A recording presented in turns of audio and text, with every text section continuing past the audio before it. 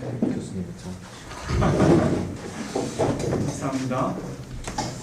오늘 설교 제목이 선교사와 죽음입니다. 예배위원들은 아셨겠지만 처음 보셨죠, 그렇죠? 처음 보셨죠? 네.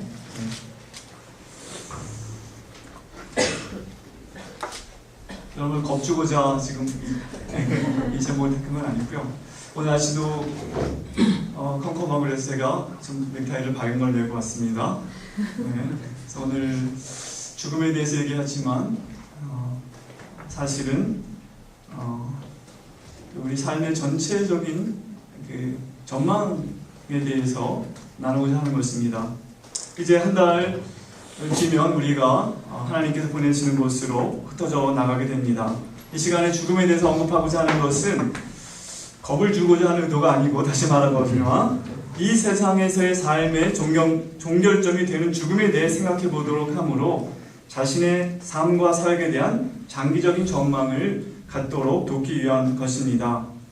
예수님의 십자가 죽음을 믿음의 중심으로 놓고 있는 기독교처럼 죽음에 대해 심각하게 다루는 종교나 사상은 없습니다. 요즘 세태가 죽음에 대해 언급하는 것을 회피하는 경향이 강하지만 교회와 그리스도인들은 죽음에 대하여 생각하고 말하기를 그만두어서는 안 됩니다.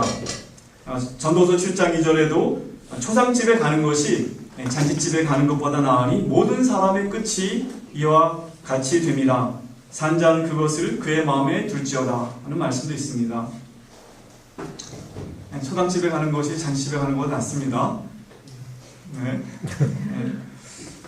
토마스 오덴이라는 목회 신학자가 나지안의 그레고리의 말을 인용하여서 다음과 같이 말했습니다. 보통의 경우에는 죽음에 대해 생각을 하지 않으려고 하지만 일단 죽음이 임박하게 되면 죽음은 강력하게 우리의 방어선을 무너뜨린다. 임종을 지켜본 경험이 있는 사람은, 여러분 누가 임종하는 걸 지켜본 경험인지 모르겠지만 누구나 죽음의 현장은 익사를 부릴 수 있는 곳이 아님을 알게 된다. 적나라한 무방비 상태만이 있을 뿐이다 라는 그런 얘기를 했습니다. 우리가 잘 아는 사르트르, 그가 1980년에 죽었는데요, 1980년 3월에 폐수종으로 입원해서 한 달 만에 죽었는데, 그가 죽음 그 한 달 동안에 고통과 공포 가운데 그야말로 신문에서 그것을 쓸 정도로 좀 추태를 부린 모양입니다. 그 철학자답지 않게, 실존주의 철학자답지 않게. 그는 평소에 인간은 스스로 자기 존재를 결정한다. 인간은 신과 상관없이 존재한다.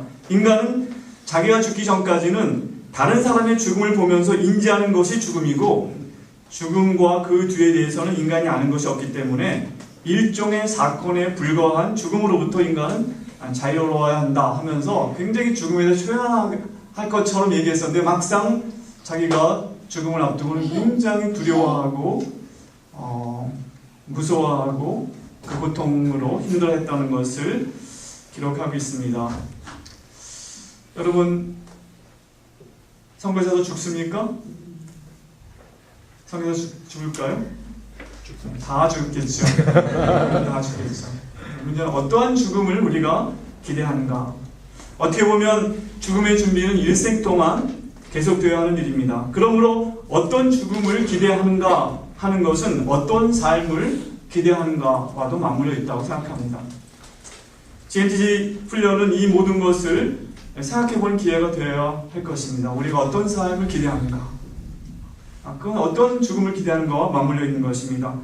현대 선교운동의 초기에 선교사들은 훨씬 더 죽음에 대해서 많이 생각했던 것 같습니다. 19세기의 선교사들, 20세기 초의 선교사들 참 많이 죽었습니다. 특별히 서부 아프리카는 백인의 무덤이라고 알려질 정도로 선교사들이 가서 풍토병으로 많이 죽었습니다. 평균 2년 정도 그 땅에 도착해서 2년 후에 죽었으면 대부분이다. 여러분, 앞으로 2년 뒤에 선교지에 가자마자 죽을 거로 생각하면 얼마나 우리 가운데 몇 사람이나 이 길을 가려고 할지 모르겠습니다. 약도 발달이 안 된 가운데, 그래서 아프리카로 떠나는 선교사들은 자신의 짐을 관에다 넣어서 갔다, 그런 말이 있지 않습니까? 그만큼 선교는 죽음과 많이 밀접한 관계가 있었던 것 같습니다. 지금도 많은 선교단체들은 회원 선교사들이 출국할 때 유언장을 작성하게 할 것입니다. 아마 유언장은 적어도 좀 이제 나이가 좀 든 사람이 쓰는 건데 선교사들은 좀 특권을 미리 땡겨서 유언장을 쓰게 될 것입니다. 저희도 쓰고 갔습니다. 우리가 훈련을 통해서 죽음에 대해서 많이 언급하지 않는다고 해서 우리 훈련이 이 주제를 회피하고 있다고 생각해서는 안 됩니다.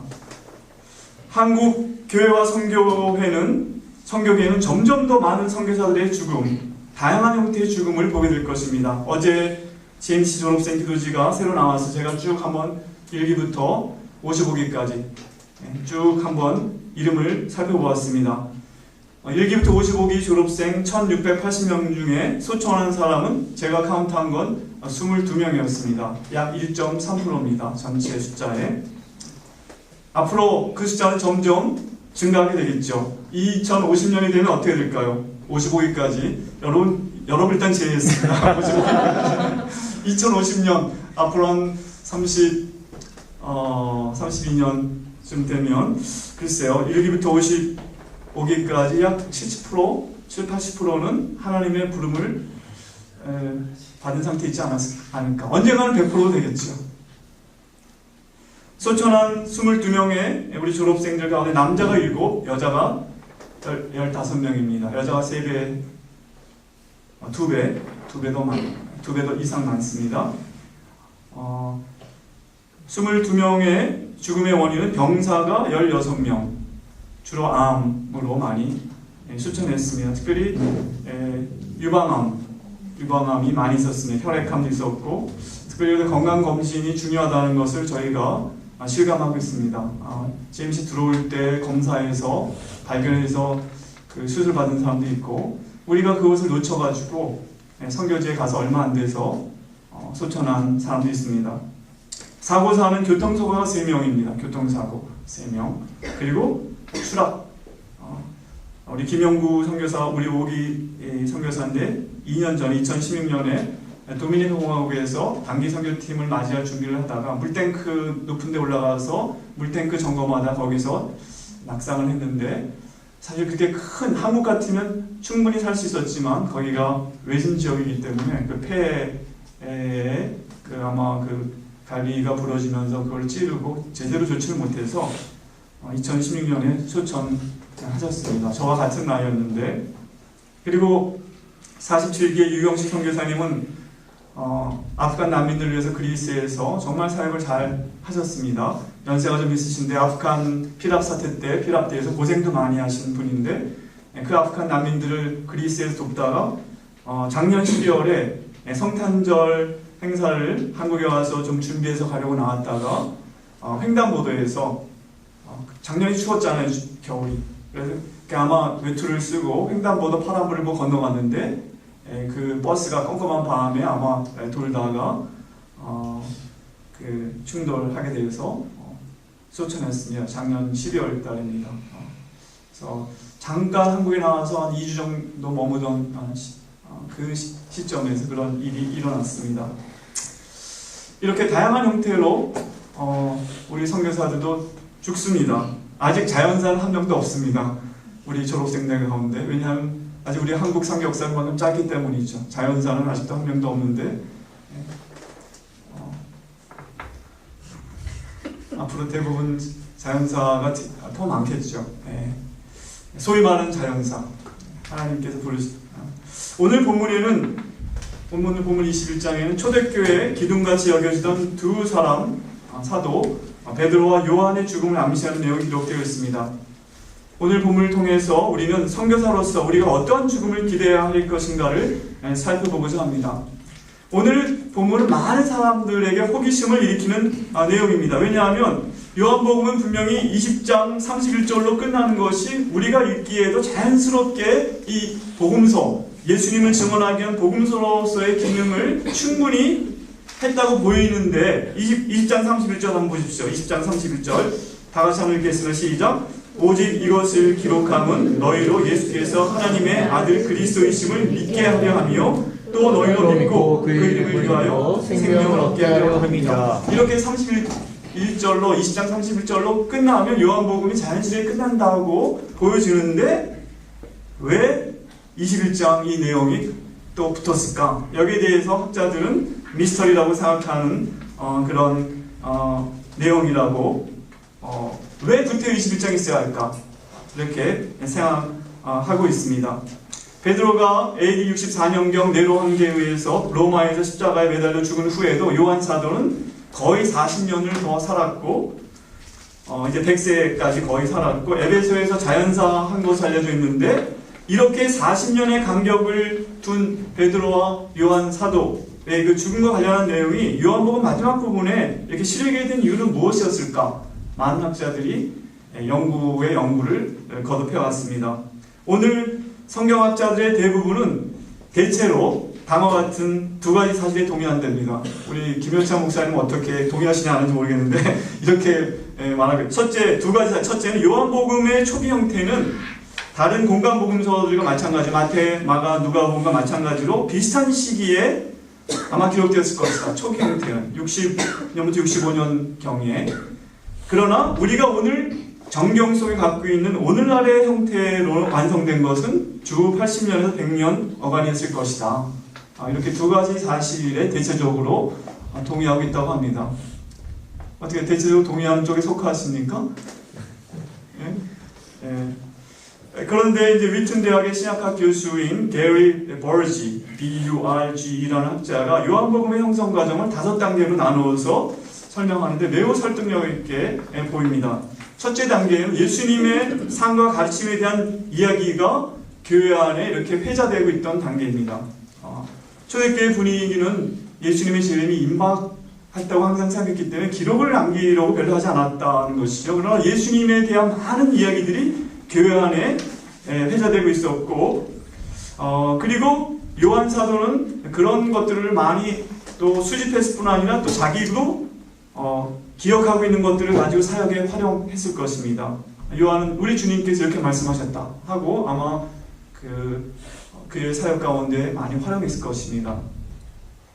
많은 이야기들이 56기 안에도 지금 회자되고 있죠. 56기 이 훈련 기간 중에 무슨 이야기가 앞으로 기억에 남을 것 같습니까? 누가 수집하고 있는 사람이 있는지 모르겠는데 글쎄요.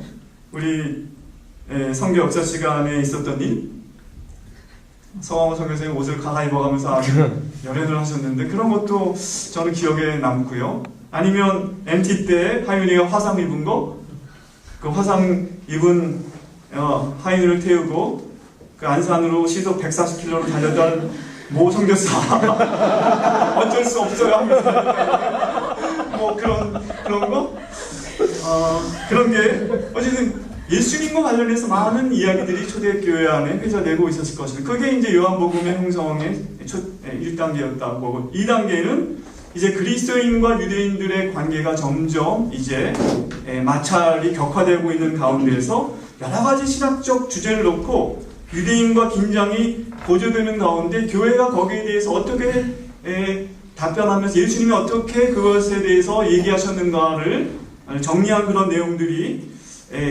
나타났을 텐데 요한복음에 특별히 유대교를 대체하시는 예수님에 대한 모습이 많이 나오고 있어요. 성전을 대체하신 예수님.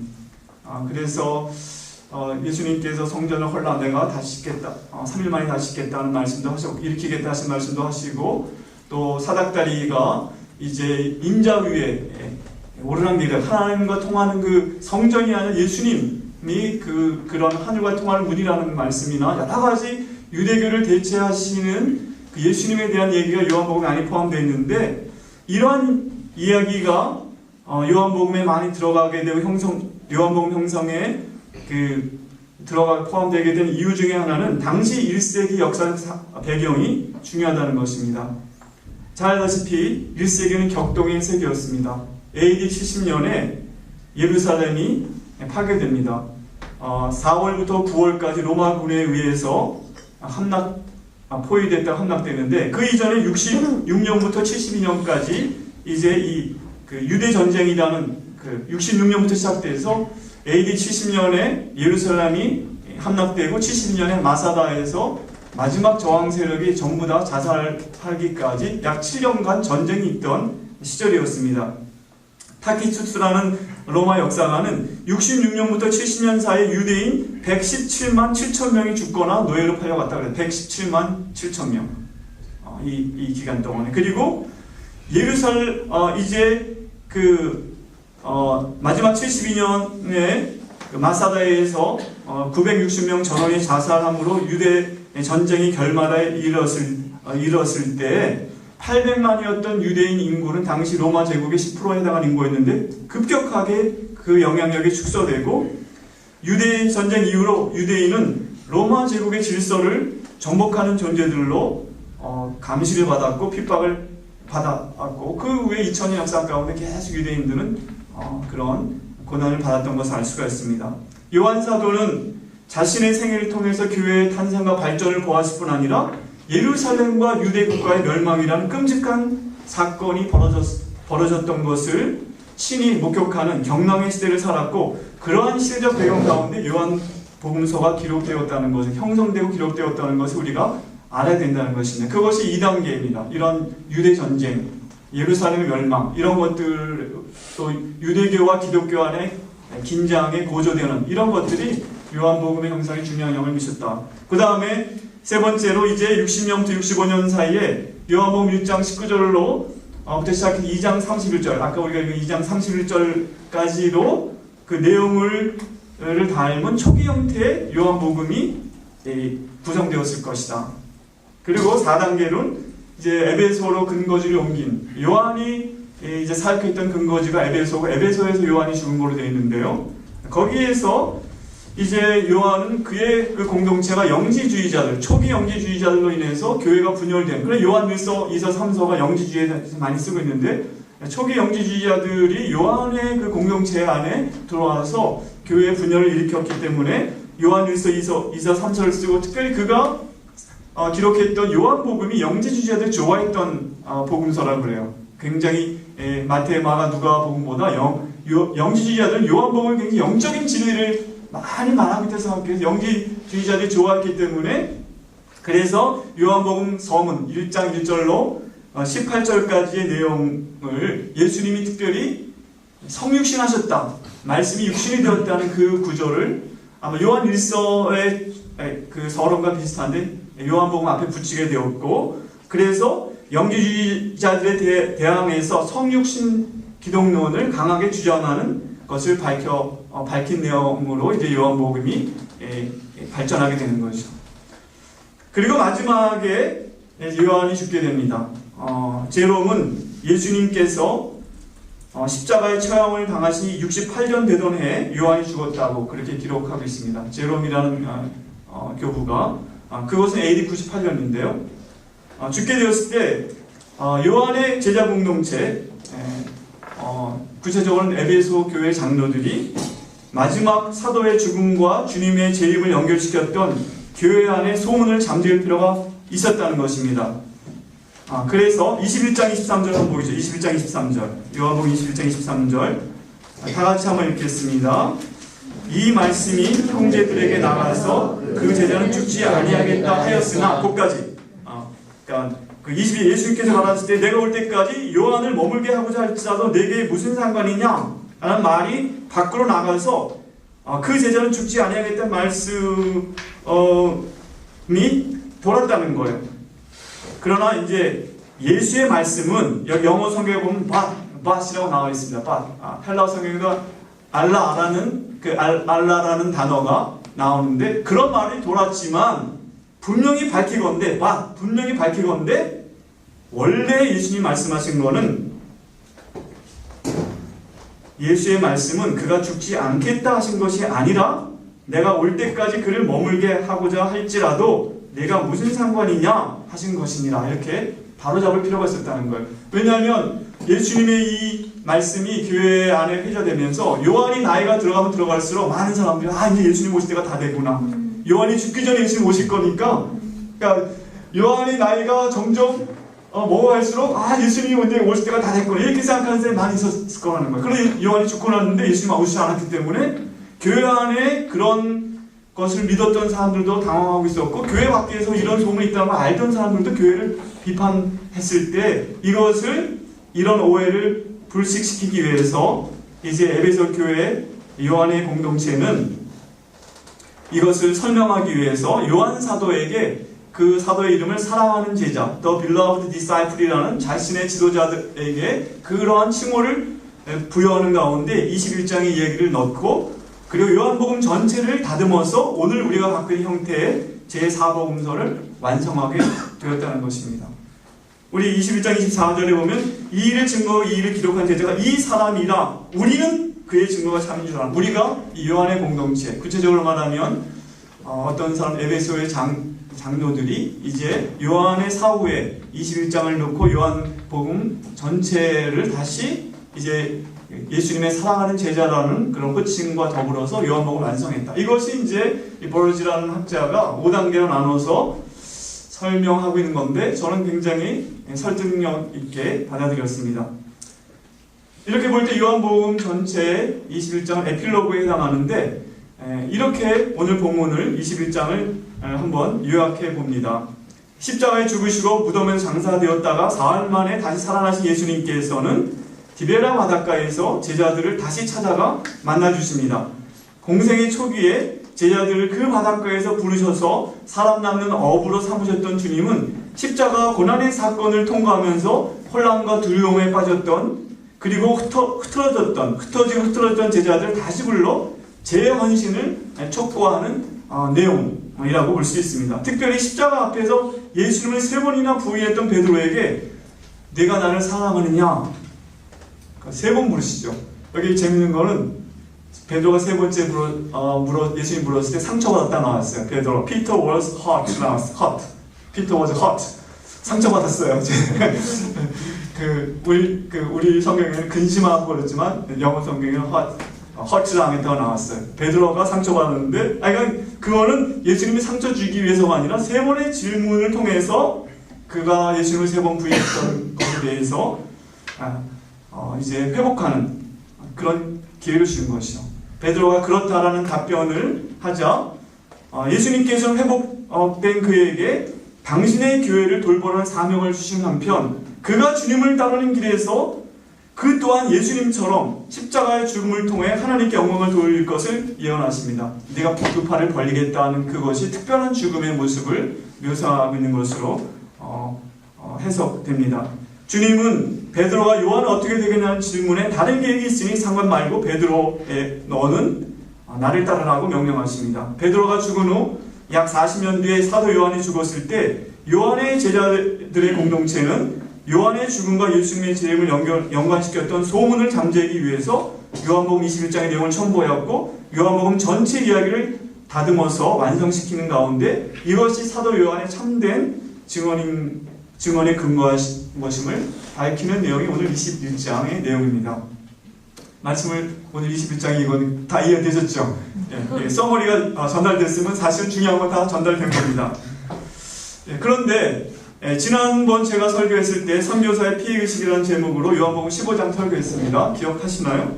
기억 잘 못하실지는 모르겠는데, 요한복음이 크게 두 부분으로 나눠진다고 그랬어요. 1장부터 12장까지는 표적의 책, The Book of Signs. 그 다음에 13장부터 20장까지는 영광의 책, The Book of Glory로 나눠지는데, 요한복음은 예수님의 십자가의 죽음을 영광으로 해석하고 있지만, 예수님 자신도 요한복음에 보면 십자가에 죽게 될 것을, 자신이 죽게 될 것 예고하시면서 마음이 괴로우셨고 또 회피하고 싶은 마음도 있었다는 것을 밝히고 있습니다. 12장 27절 한번 보시죠. 요한복음 12장 27절에 보면 이렇게 나와 있습니다. 27절, 지금 내 마음이 민망하니 무슨 말을 하리요? 아버지여, 나를 구원하여 이 때를 면하게 하여 주옵소서. 이렇게 예수님 말씀하십니다. 그러나 내가 이를 위하여 이때에 왔나이다. 이렇게 12장 27절에 나와 있는데, 그럼에도 예수님께서는 자신이 십자가에 죽기 위해 이 땅에 오셨고 또 당신의 사역을 이제까지 진전시켜 왔다는 것을 말씀하시면서 아버지께 영광을 돌리게 해달라고 강구하는 내용이 그 뒤에 이어나옵니다. 23절에 이렇게 말씀하십니다. 예수께서 대답하여 가라사대 인자의 영광을 얻을 때가 왔도다. 내가 진실로 너에게 이르노니 한 알의 밀이 땅에 떨어져 죽지 아니하면 한 알 그대로 있고 죽으면 많은 열매를 맺느니라. 그리고 27절 하반절에 그러나 내가 이를 위하여 이때에 왔나이다. 이렇게 예수님이 자신의 죽음에 대해서 어떻게 느끼시고 해석했는지 말씀하고 있습니다. 뿐만 아니라 예수님은 당신의 제자들에게도 하나님께 영광을 돌리는 그러한 삶과 죽음을 기대하고 계시다는 것을 분명히 말씀하셨습니다. 12장 25절 26절을 다 같이 한번 읽겠습니다. 12장 25절 26절 다 같이 읽겠습니다. 시작. 자기 생명을 사랑하는 자는 잃어버릴 것이요 이 세상에서 자기 생명을 미워하는 자는 영생하도록 보존하리라. 사람이 나를 섬기려면 나를 따르라. 나 있는 곳에 나를 섬기는 자도 거기 있으리니 사람이 나를 섬기면 내 아버지께서 저를 귀히 여기시리라. 예수님께서는 사람이 나를 섬기는 나를 따르라 말씀하시면서 제자들도 예수님과 같은 하나님께 영광 돌리는 그러한 삶과 죽음을 살아야 한다고 기대하셨다는 것입니다. 따라서 오늘 21장은 이러한 연장선상에서 해석해야 옳을 것입니다. 그렇다면 우리가 선교사로서 기대해야 할 하나님께 영광을 돌리는 죽음이란 어떤 죽음일까? 한번 생각해 보도록 합시다. 우리의 죽음입니다. 요한의 죽음이나 베드로의 죽음이 아니라 분명 어떤 특정 형태의 죽음은 아닐 것입니다. 우리가 어떤 특정 형태의 죽음을 우리가 또 선택할 수 있는 것도 아니겠죠. 한국위기관리재단에서 선교사 위기관리 표준 정책 및 지침서를 발행했는데요. 이제 위기관리에 대한 우리 세미나가 있습니다. 선교사의 순직과 순교에 관한 지침 조항에 이렇게 나와 있습니다. 선교사의 죽음을 두 가지나 순직과 순교. 순직은 선교사 직무 수행 중에 발생한 자연재해, 질병이나 전염병 노출, 정치적 급변, 각종 교통사고, 강도 등 각종 사건, 사고 등으로 사망하는 경우가 순직입니다. 순교는 복음 전파 과정에서 박해나 적대 세력의 공격으로 목숨을 잃은 경우가 순교입니다. 한국교회는 이제 그 순교라는 말을 많이 사용하기를 원하고 그렇지만 이걸 정리해 놓는 것이 필요하다는 거예요. 우리는 굉장히 명분을 중시하기 때문에 거기에 따라서 이제 혼돈도 있기 때문에 제가 쭉 살펴보니까 우리 GMC 졸업생 경우에는 아직까지 순교는 없습니다. 죽음 22명의 죽음 중에 한국 전체 상황에서도 제가 볼 때 선교사 순교자는 없다고 보입니다. 제가 모를 수도 있지만 배용기 목사님 같은 분은 선교사는 아니었습니다. 어떤 교회나 선교단체에 소속된 파송된 선교사는 아니었고 그래서 한국의 22,000명 선교사 중에 아직까지 순교자는 없습니다. 순교는 없습니다. 다 순직. 그리고 자연사는 좀 있겠죠. 좀 나오기 시작하고 있겠죠. 그러나 순교나 순직이냐 자연사나 상관없이 어떤 형태의 죽임과 상관없이 우리는 하나님께 영광을 돌릴 수 있습니다.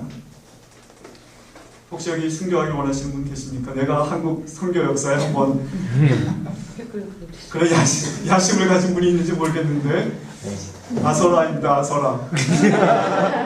아서라입니다. 순교하고 싶다고 되는 것도 아니고 망신살이 뻗치기 딱 쉽습니다.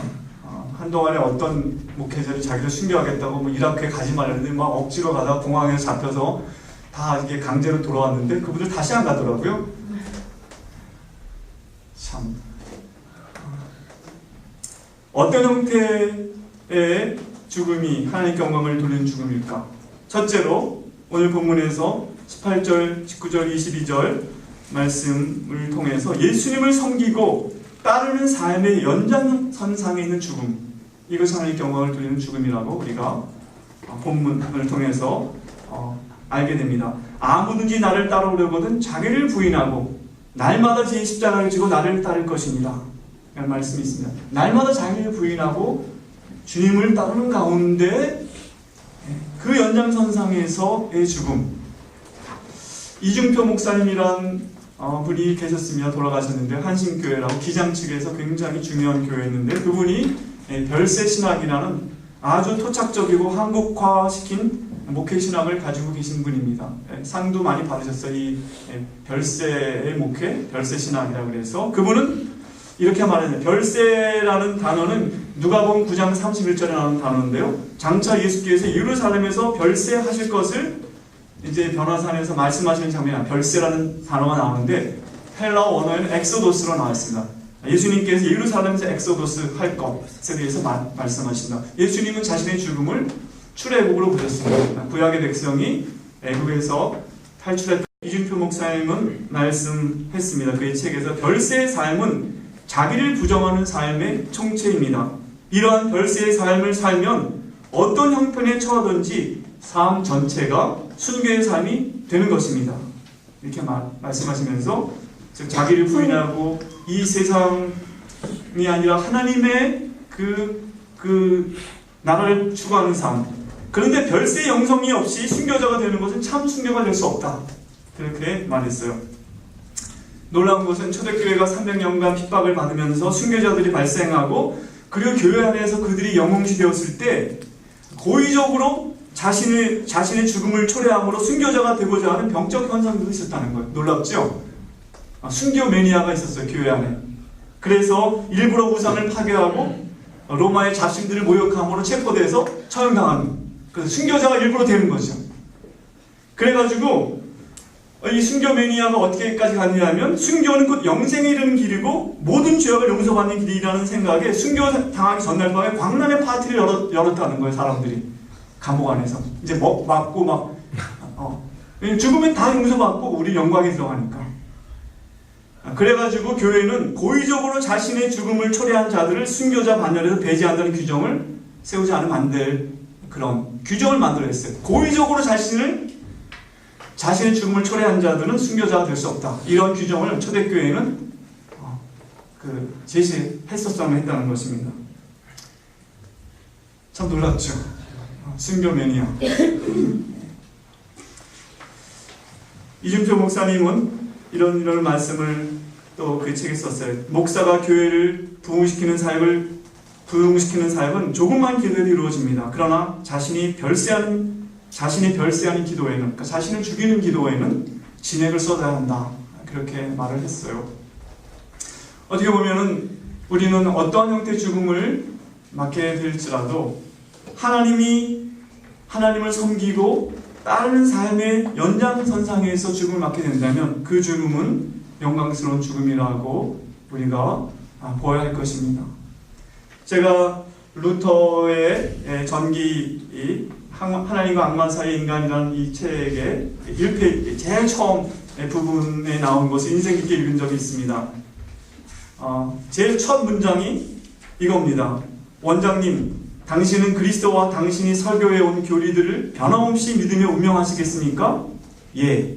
마지막으로 똑똑한 목소리에 대답이 있었다. 이게 이제 이 책의 처음 시작이에요. 루터가 죽는 장면이에요. 1546년 2월 18일 날 루터가 죽을 때 이렇게 물은 거예요. 원장님, 당신은 그리스도와 당신이 설교해 온 교리들을 변함없이 믿으며 운명하시겠습니까? 네, 루터가 예 하고 죽은 거예요. 이게 왜 중요하냐 하면 수많은 사람들이 루터의 대적자들, 특별히 루터가 어떻게 죽나 지켜보고 있었다는 거예요. 중세에는 그 사람이 끝에 어떻게 죽느냐가 굉장히 중요해서 그가 정말 구원받는 사람이 천국 가느냐 그런 것을 판단하는 기준이 된 그런 것이 있었다는 거예요. 루터의 친구들뿐 아니라 그의 적들도 마지막 순간에 말을 듣기에 귀를 기울였다고 합니다. 그래서 만약에 루터가 갑작스럽게 심장마비로 죽는다거나 아니면 졸중풍으로 죽는다면 그것은 악마에게 사로잡혀가는 것으로 많은 사람이 생각했어요, 당시에. 그런 까닭에 루터의 친구들은 루터가 이렇게 죽었다는 것을 이제 다 공표해맞고 종교개혁의 그 대의를 유지하기 위해서 이런 죽음이 굉장히 중요했다고 합니다. 굉장히 재미있는 내용이죠. 루터는 어쨌든 끝까지 자기가 가르친 바대로 믿는다고 이제 고백하고 죽었습니다. 참 영광스러운 죽음을 죽었다고 생각합니다. 우리가 믿는 대로 우리가 주님을 섬기다가 또 그 주님을 따르는 삶의 연장선상에서 어떤 형태든지 그것이 병사가 됐든지 또 순직이 됐든지 아니면 어떤 형태든지 간에 자연사가 됐든지 간에 그런 삶의 연장선상에서 맞이하는 죽음이라면 그것은 영광스러운 하나님께 영광 돌리는 죽음이라고 우리가 볼 수 있을 것입니다. 그것을 위해서 기도해야 될 것 같아요. 루터도 기도 많이 했대요. 자기가 어떻게 죽게 될 것에 대해서 이렇게 말하고 있습니다. 언제나 평화로운 임종을 위해서 루터가 기도했는데 기도한 대로 그는 죽었습니다. 두 번째로 어떠한 죽음이 하나님 경황 돌리는 죽음일까?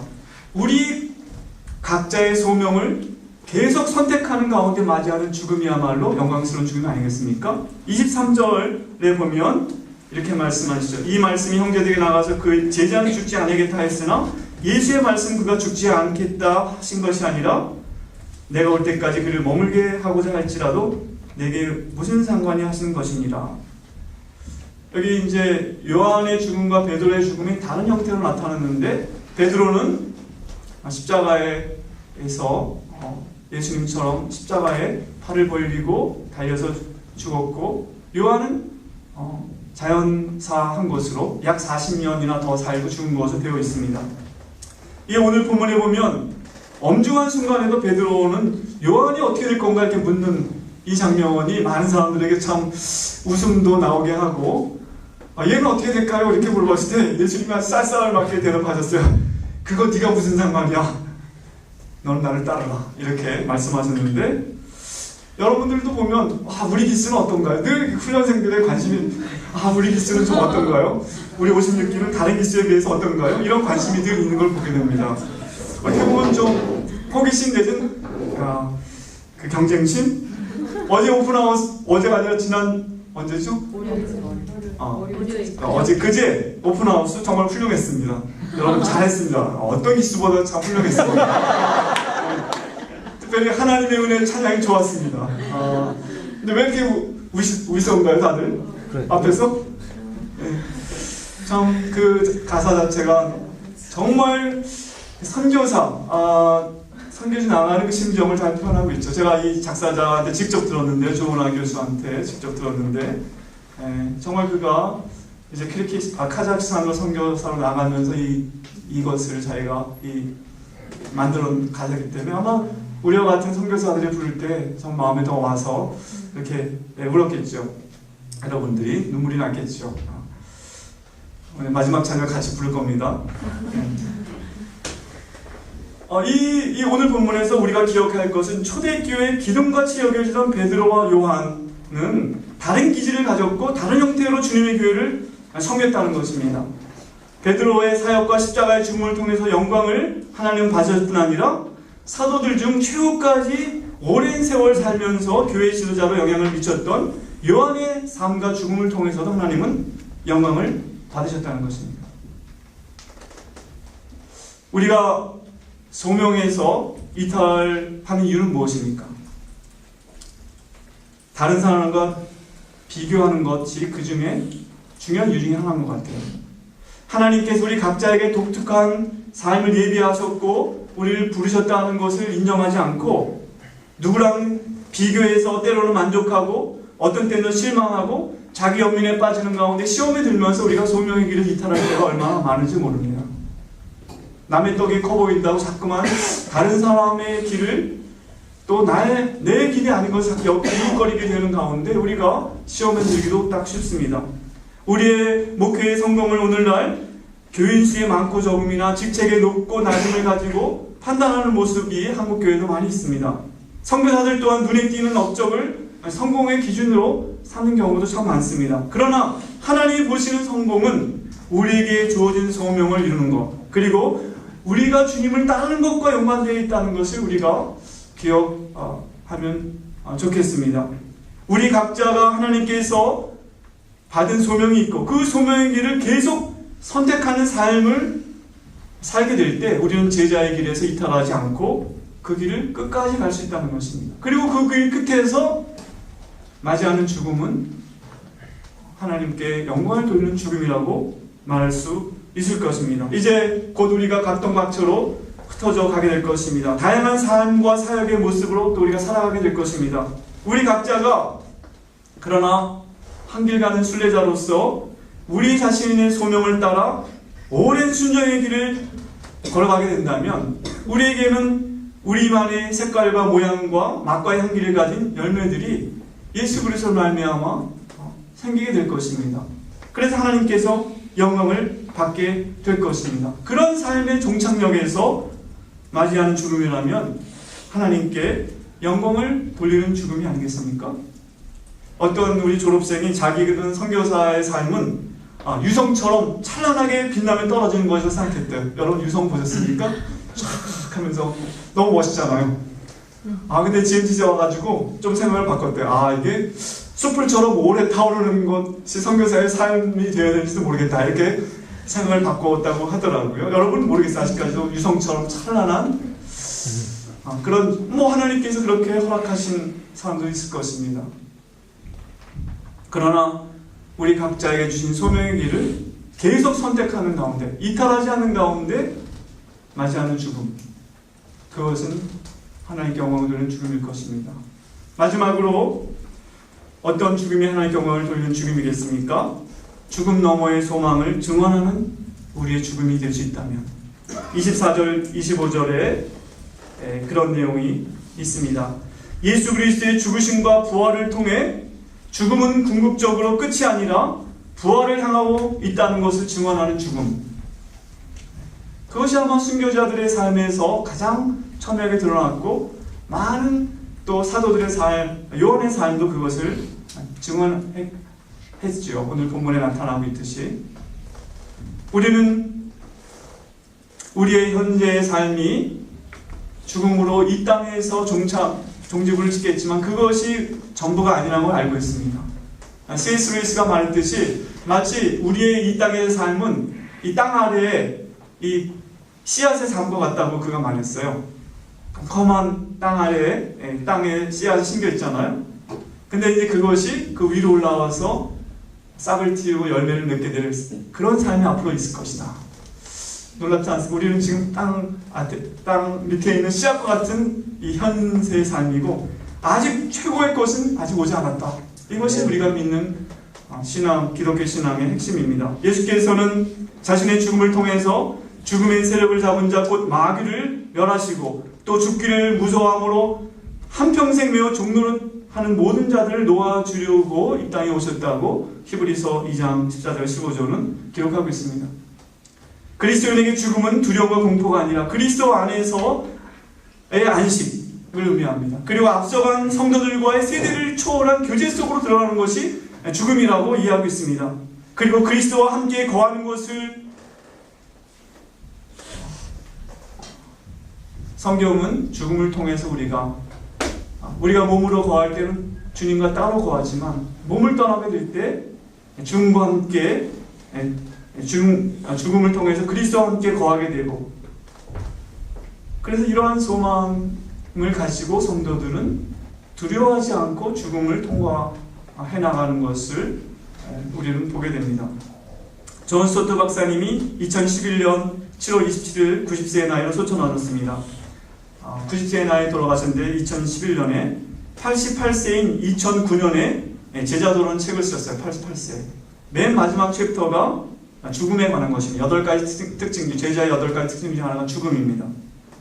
그리고 이제 성공의 사역자들의 은퇴 거주지에서 거처하시면서 쇠약해지시는 가운데 마지막에 할렐루야 그 찬양을 들으면서 그 사랑하는 그 영역자를 지켜보는 가운데 소천하셨다고. 얼마나 멋있는지 모르겠어요.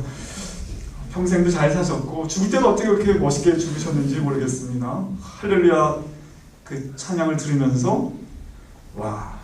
그런데 그 몇 달 전에, 그렇게 유명한 분은 아니지만 제 후배 중에 백홍영이라는 친구가 있습니다. 후배. 제 친구의 원래는 동생이에요. 근데 저랑 친하게 됐는데 2011년 4월 28일 51세의 나이에 부활절 지난 주간에 소천했습니다. 간암으로 한 달간 순천향병원에 입원했다가 이제 한 달 후에 죽었는데요. IMF 때 집안이 망해가지고 동대문 시장에서 이 포목을 며칠까지 무거운 포목을 들고 오르락내리락 하는 힘든 노동자의 삶을 살았습니다. 원래 부잣집이었는데 IMF 때 제 친구가 집안을 다 말아먹으면서 동생까지 피해를 입혀서 그렇게 됐습니다.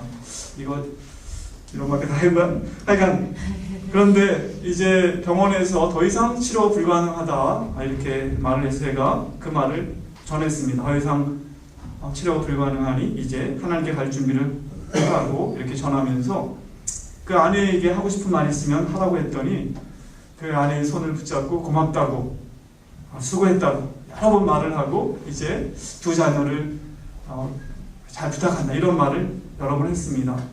그 모습을 보면서 참 마음에 감동이 있었습니다. 참 그렇게 참 어려운 삶을 살고 그의 사실은 IMF 이후에 그 삶은 굉장히 힘들었는데, 그리고 며칠 뒤에 거친 숨을 몰아쉬고 있는 그를 위해서 하나님께 제가 기도를 드렸는데 그 뒤에 잠시 숨쉬기를 멈추는 모습을 통해서 참 죽음을 하나도 두려워하지 않는 존 스토터 같이 그렇게 훌륭한 분이 아니더라도 평범한 성도도 이렇게 하나님 앞에 가는구나 하는 그런 감동을 받은 적이 있습니다. 성공회 의식에 임종시 드리는 그 기도가 있습니다. 오 거룩한 성도의 영혼이여, 그대를 지으신 전능하신 하나님의 이름과 그대를 구원하신 예수 그리스도의 이름과 그대를 성별하신 성령의 이름으로 간구하노니 이 세상을 떠날지어다. 오늘 그대에게 평화의 안식이 있을지어다. 하나님의 천국 그대의 거처에서 안식할지어다. 이런 기도문이 있습니다. 참 멋있는 기도문인데 제가 알았더라면 좀 이걸 허락했을 텐데 그렇게 기도를 못했지만 어쨌든 기도와 함께 평안히 소천하는 모습을 보았습니다. 우리는 어떤 죽음을 죽기를 기대해야 되겠습니까? 우리도 어떤 형태든지 간에 반드시 이 세상의 삶의 마침표를 죽음으로 우리가 맞이하게 될 터인데, 그럴 때 우리가 정말 두려움 없이 우리가 믿는 대로, 우리가 소망하는 대로 죽음의 문을 통과해서 하나님께로, 그리스도께로 나갈 수 있다는 것을 우리가 믿으며 죽는다면 그 죽음 하나님께 영광 돌리는 죽음이 될 것입니다. 이제 말씀을 마무리합니다. 점점 장례식에 참석할 기회가 저에게는 참 많아지고 있습니다. 언젠가는 우리 서로의 죽음의 소식 들리고 조문으로 하는 연락도 또 저도 받게 될 거고 가게 될 겁니다. 아마 저의 부고가 여러분에게 가게 될 게 더 가능성이 높죠. 제가 나이가 제일 많은 축에 속하니까. 여러분은 선교사로서 어떤 삶을 살기 원하십니까? 그것은 어떤 죽음을 기대하는가와 연결이 되어 있습니다. 본문의 베드로와 요한처럼 주님을 사랑하며 섬기며 따르는 소명의 삶을 끝까지 살면서 하나님께 영광을 돌리는 삶을 살다가 또한 영광을 돌리는 죽음을 죽을 수 있기를 우리 모두 기도하고 기대하여야 하지 않겠습니까? 제가 아주 오래전에 대학생 때 인천 제1교회 그 교회 묘지에 갔다가 한 분 묘비 뒤에 있는 글을, 원래 찬송가 가사인데요, 그걸 보고 감동받은 적이 있습니다. 이동훈 교수라고 그분이 쓴 찬송가 가사입니다. 이분은 원래 엑스플로 시스타 때 그 지휘하시던 분인데 세문학교 이수영 목사님 아버님이 되시는 음악가시는데 그 뒤에 이런 글이 묘비에 기록되어 있었습니다. 가사입니다. 내가 주를 사랑하나 기쁠 때나 슬플 때, 내가 주를 잊지 않나 세상 일에 바쁠 때, 주여 내가 당신을 잊을 수 있사오리까, 주여 내가 당신을 매우 사랑합니다. 그 묘비에 쓰는데 감동을 받은 적이 있습니다. 우리의 삶도 그렇게 주님을 섬기고 사랑하고 주님이 주신 소명대로 살다가 담대하게 소망 가운데 주님께 갈 수 있다면 우리 모두가 영광스러운 죽음을 하나님께 영광을 돌리게 될 것입니다. 아무쪼록 그러한 죽음을 기대하고 또 그러한 삶을 사는 여러분이 되시기를 주의 이름으로 축원합니다. 아멘.